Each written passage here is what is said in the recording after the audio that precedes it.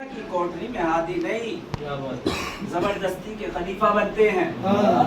ہادی جب بھی بنتا ہے کھلے میدان میں بنتا ہے. بھائی مولا جب بھی بنتا ہے کھلے میدان میں بنتا ہے. اور یہ بھی بات ہے جب بھی بنتا ہے دونوں ہاتھوں مولا بنتا ہے دونوں ہاتھوں. ہمارا بھی شیوا رہا ہے, ہماری بھی سیرت اور ہماری بھی سیرت یہی رہی ہے کہ جب بھی ہمارے یہاں نعرہ لگایا جاتا ہے ماشاءاللہ دونوں ہاتھ بلند کر کے جواب دیتے ہیں. اس سے دو کام ہوتے ہیں, ایک تو نعرے کا جواب بھی ہو جاتا ہے, غدیر کی یاد بھی آ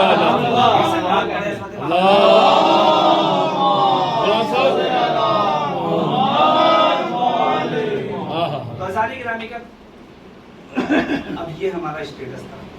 لیکن قرآن مجید کی ایک آیت اور اس کے بعد تصویر ختم ہوا جس میں پروردگار عالم یہ کہہ رہا ہے کہ ہم تمہیں زندگی دیتے ہیں پھر ہم تمہیں موت دے دیتے ہیں اور اسی کیفیت میں پلٹا دیتے ہیں. یہ کہنا کہ میں اسی کیفیت میں پلٹا دیتا ہوں, اس کا مطلب یہ ہے کہ انسان پہلے اس کیفیت میں تھا. اور کیجئے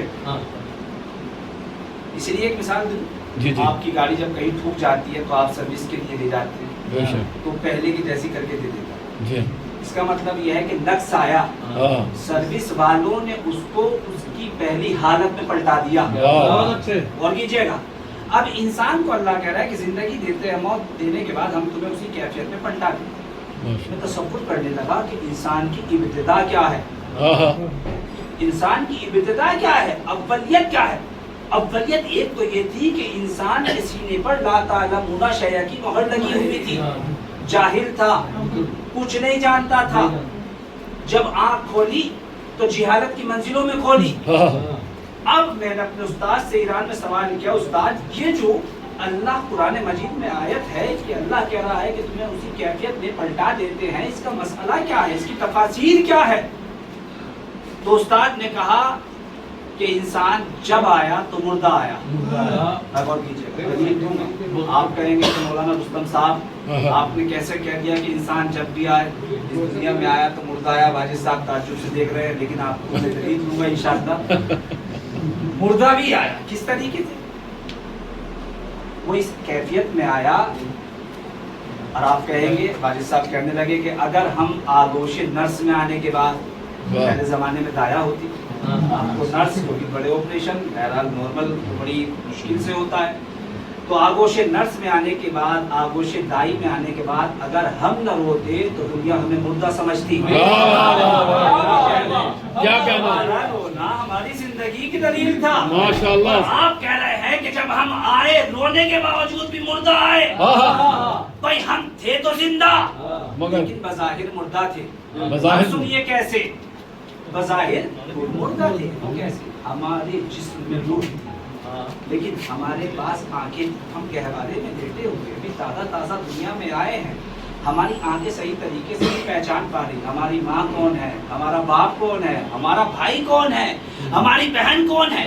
زبان ہے, روح ہے, لیکن صحیح طریقے سے بول نہیں سکتے. پیر ہے, اپنے وجود پہ کھڑے نہیں ہو سکتے, 1.5 سال لگ جاتے ہیں. ہاتھ ہے, صحیح طریقے سے دودھ کی فٹر کو بھی ہم سنبھال نہیں سکتے. یہ ہے انسان کی ابتدا. جب آیا تو مردہ آیا, جب جانے لگا تب بھی مردہ جانے لگا. کفن میں لپٹا ہوا ہے, آنکھیں ہیں دیکھتی نہیں ہے, زبان ہے بولتی نہیں ہے, پیر ہے وجود پہ کھڑا نہیں رہ سکتا. تو یہ انسان ہے جو آنے سے پہلے بھی مردہ ہے, جانے کے بعد بھی مردہ ہے. کائنات میں کوئی ایسا تو ہو کہ جس کو سینے پہ ہاتھ مار کے ایسے کہہ سکے ہمارا رہبر آنے سے پہلے بھی زندہ, جانے کے بعد بھی زندہ.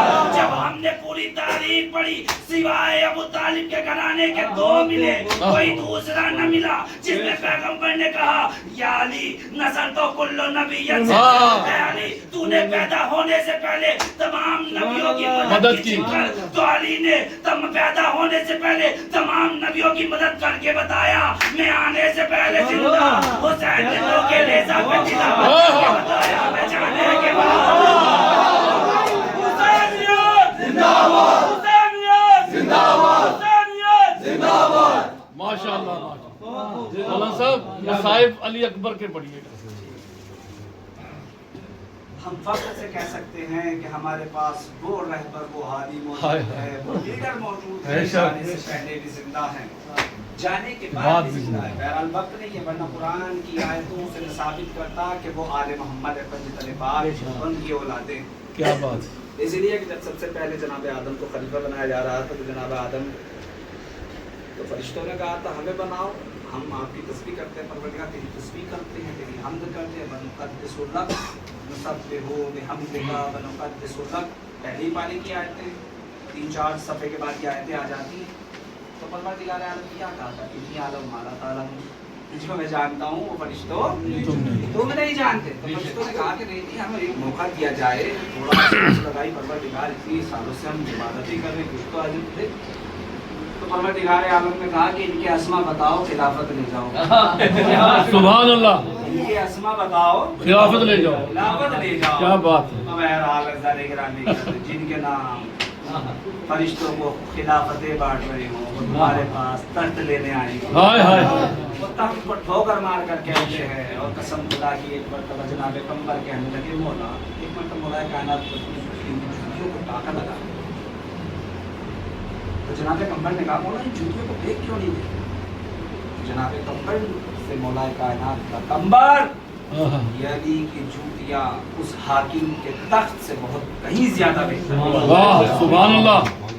جناب پیغمبر نے سوال کیا کہاں وہ تخت؟ حالانکہ جناب پیغمبر معرفت کرتے ہیں لیکن مولا سے زیادہ علم لینے کے لیے، جوابات لینے کے لیے ایسی باتیں کرتے تھے، ورنہ ایسا نہیں ہو سکتا کہ جو علی کی بزم میں ہو وہ جاہل ہو، چاہے سلمان ہو، عیسیٰ میں تمار ہو، ابو ذر ہو، پیغمبر ہو۔ لیکن سوال کیا تو مولا نے جواب دیا، آگے پیغمبر جانتے نہیں یہ جوتیاں اس لیے ان کے تخت سے کہیں لاکھ گنا بہتر ہیں کیونکہ اس میں علی جیسے حاکم کے پیر آئے۔ سبحان اللہ! جن جوتیوں میں یا جن نالین مبارک میں علی کے قدم آ جائے پھر وہ بھی شفا بانٹنے لگتے ہیں۔ یہ تو اہل بیت کے گھرانے کا شیوا رہا ہے جسے پروردگار عالم، اس لیے کہ یہ آیت اتنی وسیع ہے، 8 مہینے یا 9 مہینے مجھے ہو گئے میں نے مسلسل اس آیت پر تقریر کی، اور اس سال کا انشاءاللہ عشرہ بھی فیض آباد میں اسی آیت کے زیر تحت انشاءاللہ آپ کی دعاؤں سے رہے گا۔ اور عزیزان گرامی ہمیں اپنے آپ کو، اپنے نفس کو، اپنے دل کو محرم کے لیے آمادہ کرنا چاہیے۔ اس سے قبل ہماری سب سے بڑی عید قدیر، ہمیں اپنے گھروں میں چراغاں کرنا چاہیے، روشنی کرنی چاہیے، اپنے گھروں کو سجانا چاہیے جس طریقے سے 15 شعبان کو سجائے بالکل ایسے سجانا چاہیے، نئے لباس پہننے چاہیے۔ اور یہاں تک کہ ملتا ہے کہ اگر کوئی شخص عید غدیر کی اہمیت کو سمجھ گیا تو قیامت تک سجدے سے سر نہیں اٹھا سکتا۔ بے شک بے شک اہمیت ہے عید غدیر کی، اور یہ جو آپ اذانوں میں حی علی خیر العمل کی میلالی آواز لگاتے ہیں یہ عید غدیر کی دین ہے۔ بے شک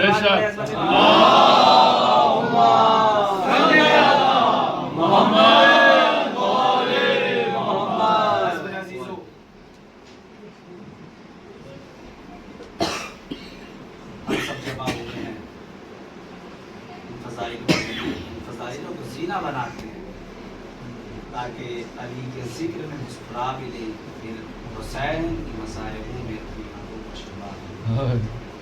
اس لیے کہ ہمیں جو شہزادی میں وہاں حسین کی ماتم، آپ گھر میں بیٹھے ہیں اور تماشا نہیں لگائے، آپ کو کوئی بالوں کو پکڑ کر یہ نہیں کہے گا کہ رو لیں، کوئی اہل حرم سے پوچھے، کوئی جناب سکینہ سلام اللہ علیہ سے پوچھے کہ دنیا والوں باپ کا ماتم کرنا جرم، سینے پہ ہاتھ مار کر آپ ہی کو ماتم کرتے ہیں۔ ارے ہم سادات نہیں ہیں لیکن عاشق سادات ہیں۔ جب ہمارا یہ عالم ہے تو جب سادات کے خون کی بیٹی ہو رہی ہوگی لیکن ہائے جب بھی اپنے بابا کا ماتم کرتی تھی، ارے شبر تماچے لے کے آگے بڑھتا تھا وہ ننھے ننھے رخسار۔ ارے ایک مرتبہ بچی دریا کا رخ کر کے یہی تو کہتی تھی اے چچا پار، ارے مجھے شبر تماچے مارتا ہے خدا کوئی بندہ دے سوائے غم آل محمد کے پروردگار آپ کی آوازوں پہ رحمت نازل فرمائے. مجھے حکم ہوا ہے کہ اس کڑیل جہاں کو پڑا جائے. قسم خدا کی یقین جانیے حرم امام حسین میں علی اکبر کے مصائب نہیں پڑھے جاتے اسی لیے کہ قبر حسین اللہ سے رکھتی ہے. یہ کیسا صدمہ علی اکبر کے کلیجے میں تھا جو 1400 سال سے اب تک حسین کو تڑپا رہا ہے. عزادارو پروردگار آپ کے جوان بیٹوں کو جناب علی اکبر کے سائے میں ہمیشہ سلامت رکھے. کبھی بوڑھا باپ یہ منظر نہ دیکھے کہ اس کے سامنے خون جوان بیٹا ایڑیا. جب عباس شہید ہو گئے, جب محمد جام شہادت پی چکے, جب حبیب شہادت دے چکے, ایک مرتبہ علی اکبر آئے کہ بابا مجھے رن کی اجازت دے دیجیے. اے بابا مجھے رن کی اجازت دے دیجیے. تعلیم بتاتی ہے کہ جب مختصر یہ کہ جب جناب علی اکبر کو رن کی اجازت ملی ہے تو جناب علی اکبر آخری رخصت کے لیے قیام حسینی لکھ رہے ہیں. اب حمید ابن مسلم قیامت کا منظر لکھتا ہے. قسم خدا کی سینوں پہ ہاتھ مار کر حق کے لیے ادا کر دینا. نہ جانے کس کے پہلو میں علی اکبر کی ماں بیٹھی ہو. ارے آپ سے پرسہ لینے کے لیے آئی ہو. تاریخ بتاتی ہے جب آخری رخصت کے لیے جناب علی اکبر ارے خیام میں گئے ہیں تو حمید ابن مسلم کہتا ہے قیامت کا منظر تھا جیسے ہی علی اکبر چاہتے تھے کہ خیام حسینی سے باہر آئے, لیکن میں نے دیکھا ارے خیمے کا پردہ 7 مرتبہ اٹھا, ارے 7 مرتبہ گرا. میں سوچنے لگا یہ کون ہے, اس لیے کہ جب بھی علی اکبر نکلنا چاہتے تھے کوئی علی اکبر کو روک لیتا تھا. میں غور کرنے لگا کہ اتنا چھوٹا علی اکبر یہ علی اکبر کو کون روک رہا ہے قیام حسینی میں, اس لیے کہ اصغر تھے, تیرے حلمدہ سے شہید کر دیے گئے. یہ کون ہے جو علی اکبر کے دامن کو پکڑ لیتا ہے, مت جاؤ مت جاؤ. ایک مرتبہ حمید کہتا ہے میں تصور کرنے لگا, تدبر کرنے لگا. میں نے سوچا جب علی اصغر شہید ہو گئے تو یہ کوئی اور نہیں حسین کی 4 سالہ سکینہ. جب بھی علی اکبر چاہتے تھے کہ خیمے سے باہر نکلے ارے سکینہ دامن سے لپٹ جاتی تھی. اے میرے بھیا اکبر ارے میدان کو نہ جا, اس لیے کہ جو بھی صبح سے میدان کو گیا وہ پلٹ کر واپس نہ آیا.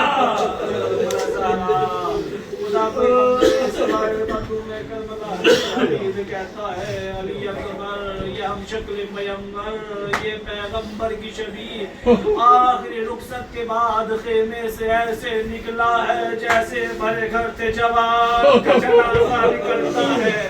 بیوی علی اکبر کو اجازت نہیں دیتی تھی. ہاں صداروں میں وقت بھی آیا کہ ایک مرتبہ حسین نے علی اکبر کو گھوڑے میں سوار کیا, کہا میرے لال جاؤ خدا حافظ. اس لیے کہ باپ بڑی محبت ہوتی ہے جوان بیٹے سے, اس لیے کہ جوان بیٹا بوڑھے باپ کی ضعیفی کا سہارا ہوتا ہے. پروردگار سب کے بیٹوں کو سلامت رکھے. عزادارو تاریخ بتاتی ہے کہ علی اکبر نے کیا سنا. جیسے ہی علی اکبر چاہتے تھے کہ گھوڑے کو رن کی طرف تیز کیا جائے, علی اکبر کے کانوں میں کسی کے پیچھے کے گرنے کی آواز. اب جو علی اکبر نے پیچھے مڑ کے دیکھا تو کیا دیکھا, قیامت تھی. ارے 57 برس کا بوڑھا باپ حسین ارے کبھی منہ کے بل گرتا تھا, کبھی اٹھتا تھا پھر گرتا تھا. علی اکبر سے ضبط نہ ہو سکا. علی اکبر گھوڑے سے اترے اور ایک مرتبہ قریب آئے کہا بابا آپ نے مجھے رخصت کر دیا, یہ میرے پیچھے آنے کا سبب کیا ہے؟ بس قیامت کا جھولا. حسین نے کہا اے میرے لال اکبر کاش تیرے بھی جوان بیٹا ہوتا, حسین کے درد کو سمجھتا. خدا کوئی غم نہ دے سوائے مظلوم کربلا کے. ہاتھ تاریخ بتاتی ہے کہ علی اکبر میدان میں پہنچے. بڑی خوبصورت جب جناب علی اکبر دیکھی ہے. ایک مرتبہ جناب ام لیلا کے دل میں ممتا نے چیخ ماری. ایک مرتبہ جناب امام حسین علیہ السلام کی خدمت میں آ کر کہتی ہے مجھے آخری مرتبہ اپنے لال کا دیدار. مرتبہ حسین کہتے ہیں لیلا جاؤ اس لیے کہ ماں کی دعا بیٹوں کے حق میں کبھی رد نہیں ہوتی. جناب نے جلتے کربلا پر مسلح عبادت بچھایا اور چند جملے کہے ہیں یعقوب کو یوسف سے ملانے والے مجھے آخری مرتبہ میرے اکبر سے ملا دے. تاریخ بتاتی ہے ابھی ام لیلا کے ہاتھ نیچے بنا نے پائے تھے. ایک مرتبہ فضہ دوڑی دوڑی آئی کہا شہزادی آپ کا اکبر آ گیا. آخری مرتبہ وہاں نے دیدار کیے قسم خدا کی. اس لیے کہ ہماری بڑی تمنائیں ہوتی ہے نا جو صاحب اولاد بات ہے ہمیشہ تمنا ہوتی ہے اس کا بیٹا اس سے کچھ مانگے کبھی کچھ مانگے. گاڑی مانگتا ہے دے دیتے ہیں. یہ تو ہم دنیا کے باپ ہے لیکن حسین کی بڑی تمنا تھی جس کا اکبر جیسا بیٹا ہو. ہمیشہ حسین کہتے ہیں میرے لال اکبر کچھ مانگ میرے لال اکبر کچھ مانگ. اکبر کہتے تھے بابا کیا مانگوں آپ نے سب عطا کیا ہے غازی نے سب دیا ہے میں کیا مانگوں. لیکن کربلا میں 61 ہجری میں حسین سے مانگا تو کیا مانگا. عالم ضعیفی میں علی اکبر آئے کہا بابا اگر ایک قطرہ آب مل جاتا ظالموں کو بتا دیتا کہ بنی ہاشم کا خون کیا ہوتا ہے. لیکن مرتبہ حسین نے کہا میرے لال اکبر اپنی زبان کو میری زبان کے اندر رکھ دے میرے دہن کے اندر رکھ دے. تاریخ بتاتی ہے کہ جیسے ہی علی اکبر نے اپنی زبان کو حسین کے دہن کے اندر فوراً کھینچ لیا. قیامت کا جملہ تھا بابا آپ کے دہن میں تو مجھ سے زیادہ کانٹے پڑے ہوئے ہیں. بابا آپ تو مجھ سے زیادہ پیاسے ہیں. بس ایک مرتبہ حسین نے کہا میرے لال اکبر جام شہادت کے بعد اپنے نانا کے ہاتھوں سے اپنے دادا کے ہاتھوں سے جام کوثر سے سیراب ہونا. علی اکبر میدان کارزار میں آئے ہیں.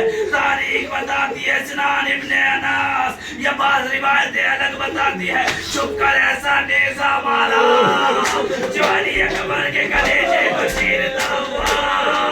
ارے پسلیوں میں بے بس ہو گیا.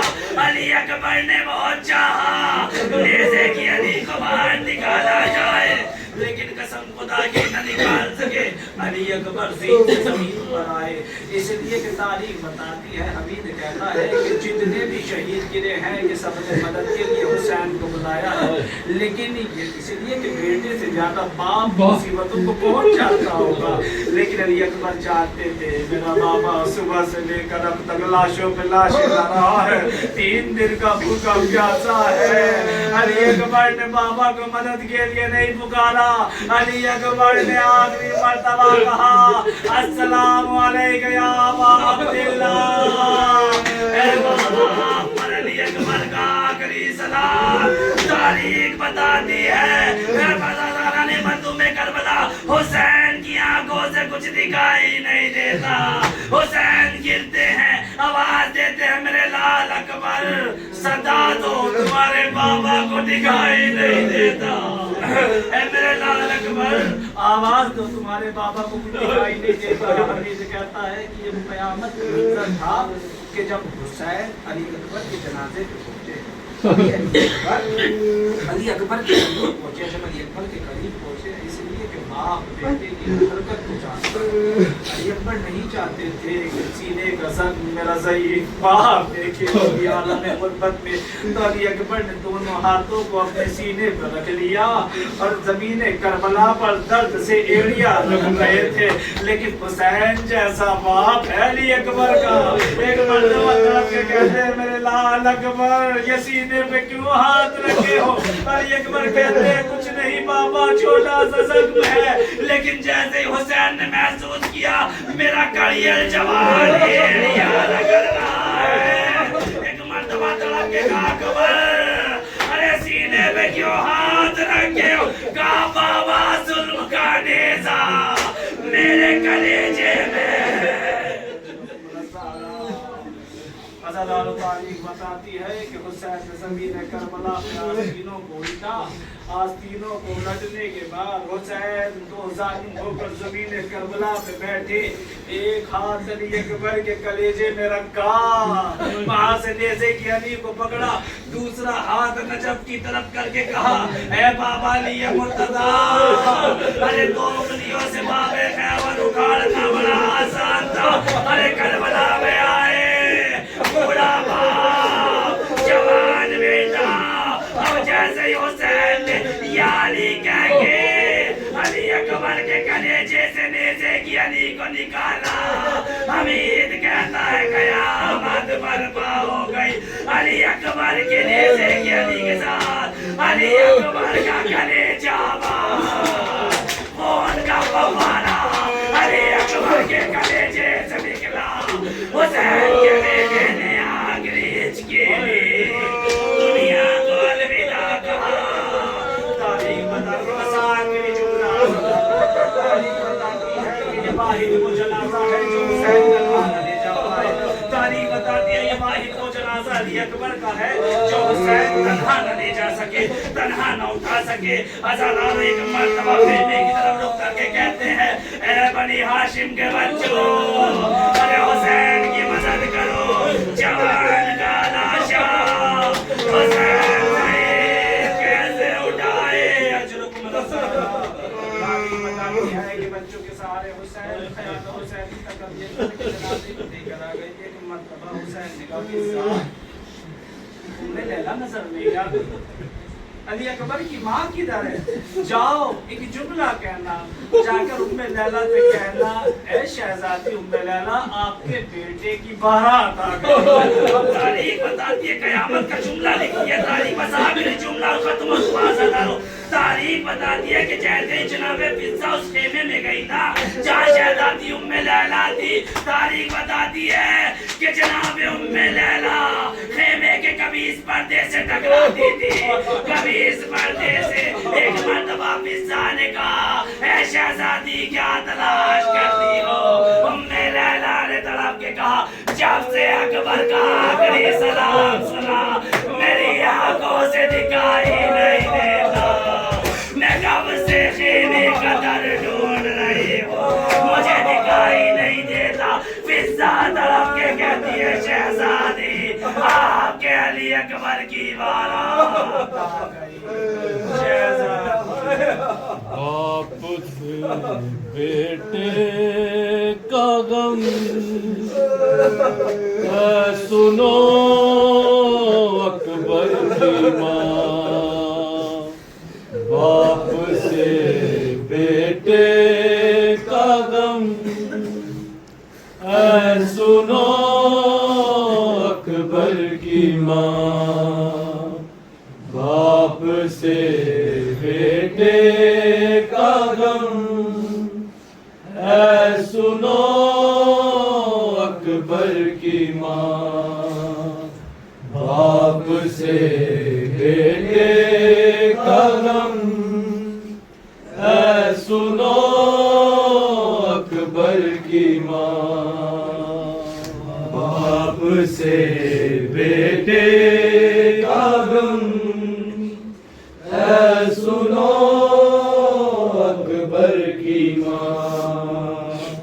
باپ سے بیٹے کا غم اے سنو اکبر کی ماں. باپ سے بیٹے کا غم اے سنو اکبر کی ماں. باپ سے بیٹے کا جہاں اے سنو اکبر کی ماں. باپ سے بیٹے کا غم اے سنو اکبر کی ماں. سب بولو جی. باپ سے بیٹے کا غم اے سنو اکبر کی ماں. باپ سے بیٹے کا غم اے سنو اکبر کی ماں. شامیوں نے خوب لوٹا تیرا اور میرا جہاں اے سنو اکبر کی ماں. باپ سے بیٹے کا غم اے سنو اکبر کی ماں. سے بیٹے کا غم اے سنو اکبر کی ماں باپ سے بیٹے کا غم اے سنو اکبر کی ماں باپ سے بیٹے کا غم اے سنو اکبر کی ماں یاد اکبر کو بڑی آئی ماں کی گود کی آئی ماں کی گود کی جب سینہ سینے سے نکلی منہ سے نکلا ہائے ماں اے سنو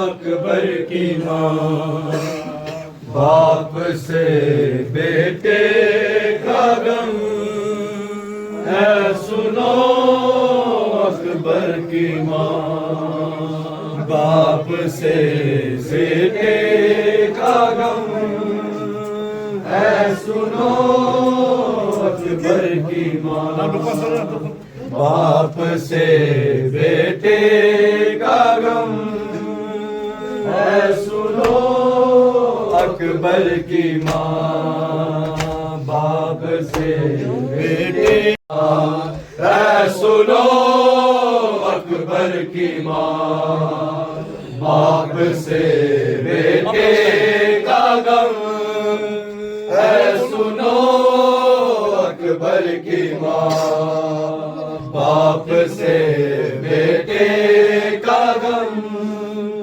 اے سنو اکبر کی ماں باپ سے بیٹے کا غم اے سنو اکبر کی ماں یاد اکبر کو بڑی آئی ماں کی گود کی آئی ماں کی گود کی جب سینہ سینے سے نکلی منہ سے نکلا ہائے ماں اے سنو اکبر کی ماں باپ سے بیٹے کا غم اے سنو اکبر کی ماں باپ سے بیٹے کا غم اے سنو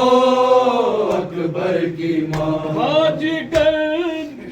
آج گر نکلا ہوا سانس بھی اٹکا ہوا سانس بھی اٹکا ہوا نہ سنبھلتا نہ رگڑتا رہ گیا وہ ایڑیا اے سنو اکبر کی ماں ابھی سانس باقی تھی ابھی میں نے دیکھی ہے حلق میں اس کی ٹوٹی ہچکیاں اے سنو اکبر کی ماں باپ سے بیٹے کا غم اے سنو اکبر کی ماں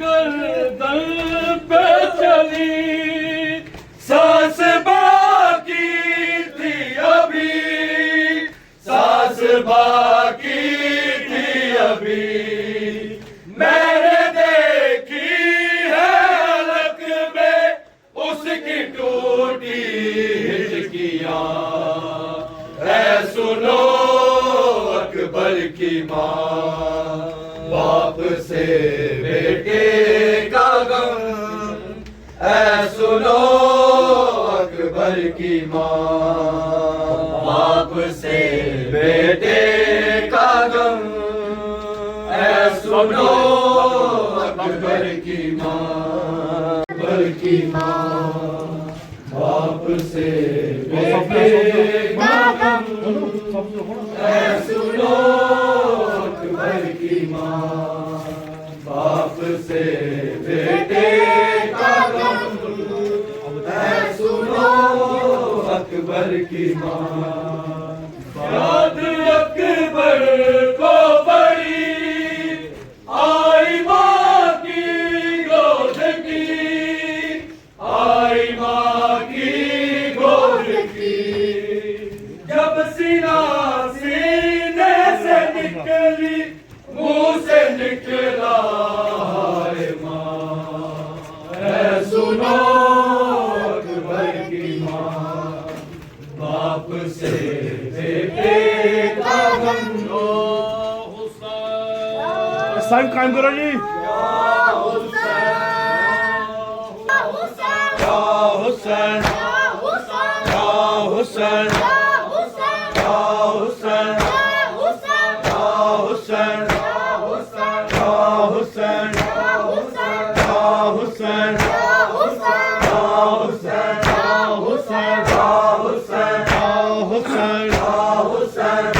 حسین